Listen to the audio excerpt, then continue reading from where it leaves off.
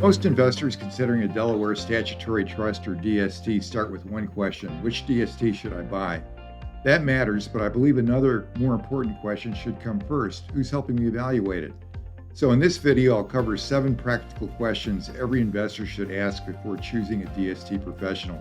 The goal is simple: slow the process down, ask better questions, and make a more informed decision during a tight 1031 exchange timeline. The professional that you select matters because that person often highly influences your final investment decisions.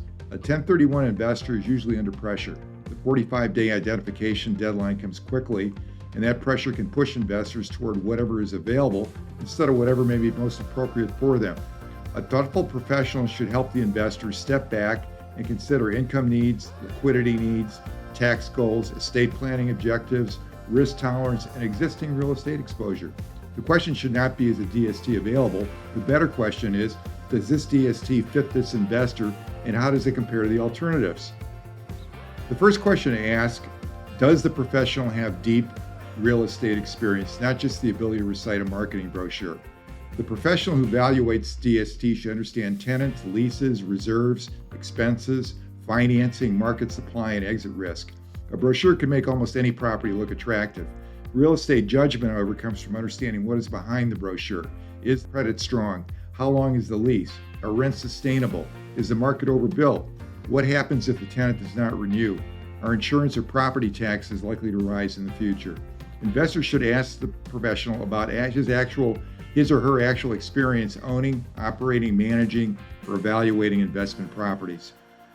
Question 2: does the professional understand the broader DST marketplace? The DST sponsor is the firm that is responsible for creating, managing, and ultimately selling the DST. DST sponsors vary in experience, property focus, communication skills, and prior track record. A good review should compare sponsors, sectors, debt structures, tenant concentrations, and prior results, including how sponsors handle difficult periods. That does not mean a newer or smaller sponsor can never have a good offering. It means the investor should understand the difference between a long track record and a limited one. Also ask whether the professional has access to a broad inventory of DST offerings or only a narrow product inventory. A limited inventory may lead to recommendations based more on availability than fit. Question 3: are risks explained as clearly as potential benefits? This may be the most important test of the credibility of the professional. DSTs can offer potential benefits, but they also involve meaningful risks. They are generally illiquid. Investors do not control the property. Distributions are not guaranteed. Appreciation is not guaranteed. Tenants can default. Expenses can rise. Debt can also increase the risk in an offering. Markets can change. Investors can lose money. Those risks should be discussed early and plainly, not buried at the end of a sales pitch. If the DST uses leverage, how does the debt work? If it depends on one major tenant, what is the tenant concentration risk? If the plan assumes a sale in 5 to 7 years, what happens if the market is not favorable? Be cautious if the conversation with prospective professionals is only about upside and no downside. Question 4: how does the professional determine which DSTs are most suitable for the investor? The right DST for one investor may be wrong for another. A retired investor focused on income may have different needs than investors seeking growth.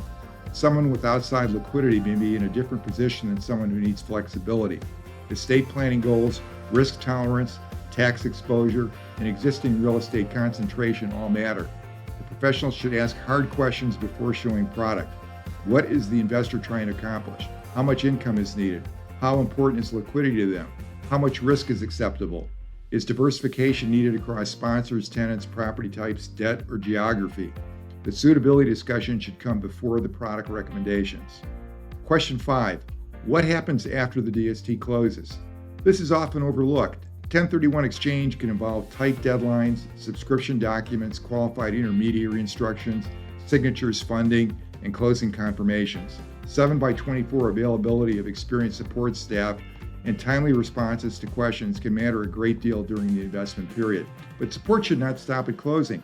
DST investors may later receive investor reports, distribution notices, tax documents, refinancing notices, sale notices, or 721 UPREIT proposals. A professional should be available to help investors understand those communications and evaluate future decisions. A DST should not be treated as a one-time sale. It should fit within a broader long-term planning conversation. Question 6. Are fees, compensation, and conflicts clearly explained?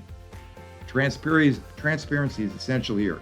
DST offerings include marketing fees, organization and offering expenses, acquisition fees, asset management fees, property management fees, financing-related fees, and other costs described in the private placement memorandum. Investors should understand how the professional and broker-dealer are compensated, how the sponsor is compensated, and whether the different offerings have different fee structures. Fees do not automatically make an investment good or bad, but they should be disclosed and understood. Conflicts should also be addressed in plain English, including sponsor relationships, compensation, and future 721 or exit-related considerations. Investors should feel comfortable asking the professional, how are you paid, what fees are embedded, and how do you evaluate conflicts? Question 7. Can the professional compare DSTs to alternatives? DSTs are among many options available to real estate investors. They're certainly not the only option. Depending on the investor's goals, alternatives may include direct ownership, a triple net lease property, a partial exchange, or simply paying the taxes and using the remaining proceeds in other ways. Each alternative has trade-offs. Direct ownership may offer more control, but requires management. A triple net property may be simpler to manage, but can create tenant concentration risk. A 721 UPREIT option may provide diversification, but it can involve valuation questions, conflicts of interest, liquidity limits, and loss of potential future 1031 flexibility. A thoughtful professional should be willing to say, Mr. Client, a DST may not be a right fit for you. So here's a final checklist. Before choosing a DST professional, ask the following 7 questions. Number 1, do they have real estate and DST specific experience? Number 2, do they have deep knowledge of all DST sponsors?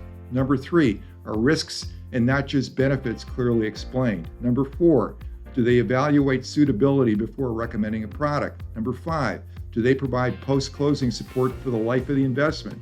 Number 6, do they explain fees, compensation, and conflicts? And lastly, number 7, can they compare DSTs to other possible solutions? A DST can be an effective solution for certain 1031 investors, especially those seeking passive ownership and professional management. But DSTs are not risk-free, they're not liquid, they're not guaranteed, and it's not a one-size-fits-all proposition. The professional's role is to help investors evaluate the opportunity, understand the risks, compare alternatives, and make a decision that fits their broader financial, tax, and estate planning goals. The right professional should help you make a better decision, not just a faster one. Thank you for watching. Please feel free to share this video with your CPA, attorney, real estate broker, or anyone involved in your 1031 exchange planning process. As always, our professionals at First Guardian Group are available to answer your questions and provide guidance. For more information, please visit our website at www.fgg1031.com. Thanks for listening.